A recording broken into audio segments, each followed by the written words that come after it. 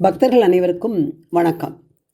செந்தமிழும் பக்தி மணமும் கமழும் தமிழ்நாட்டில் திருவாரூர் மாவட்டத்தில் நீடாமங்கலம் அருகில் திருவெண்ணியூர் என்று அழைக்கப்பட்ட, தற்போது கோயில் வெண்ணி என்ற பெயருடன் விளங்கி வருகின்ற திருத்தலமானது காவிரி தென்கரை தலங்களுள் 102வது திருத்தலமாகும்.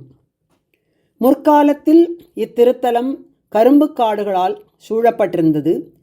திருவாரூர் ஸ்ரீ தியாகராஜ பெருமான் திருக்கோயிலில் திருப்பணி செய்த முசுகுந்த சக்கரவர்த்தி இத்திருத்தலத்தின் வழியாக தன் பரிவாரங்களுடன் சென்று கொண்டிருந்த பொழுது இரு முனிவர்கள் இங்குள்ள தலவிருட்சம் கரும்பு என்றும் வெண்ணி என்னும் நந்தியாவர்த்தனம் என்றும் தங்களுக்குள் வாதிட்டு கொண்டிருந்தனர்.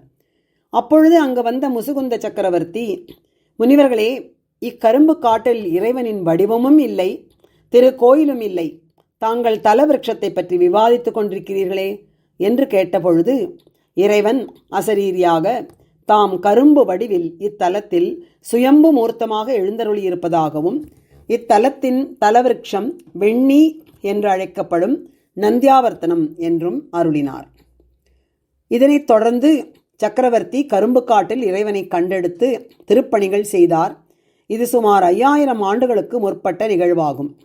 அதன் பிறகு பிரசித்தி பெற்ற வெண்ணி போருக்கு பின்னர் கரிகாலன் இவ்வாலய திருப்பணிகளை செய்துள்ளார்.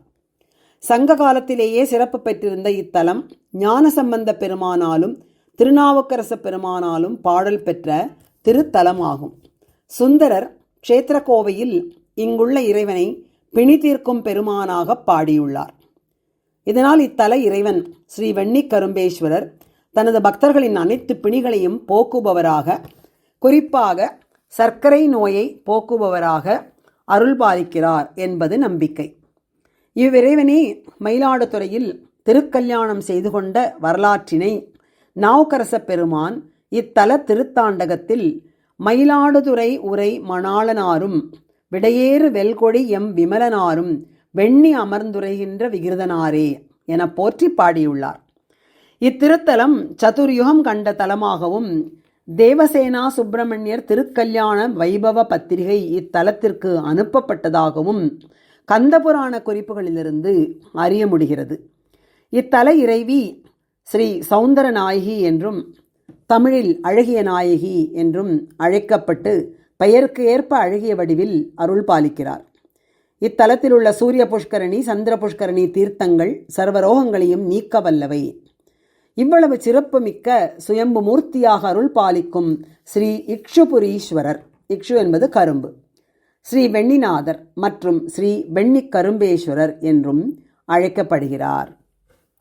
மிகவும் சிதிலமடைந்து காணப்பட்ட இப்புராதன கோயில் பரம்பரை அறங்காவலர்களாகிய தேவக்கோட்டை பைரவன் செட்டியார் குடும்பத்தினரின் பெருமுயற்சியாலும் பக்தர்களின் ஒத்துழைப்பினாலும் சீரமைக்கப்பட்டு கடந்த 10/2/2025 அன்று ஜீரணோத்தாரண அஷ்டபந்தன மகா கும்பாபிஷேகமும் மிகச் சிறப்பாக நடத்தப்பட்டது.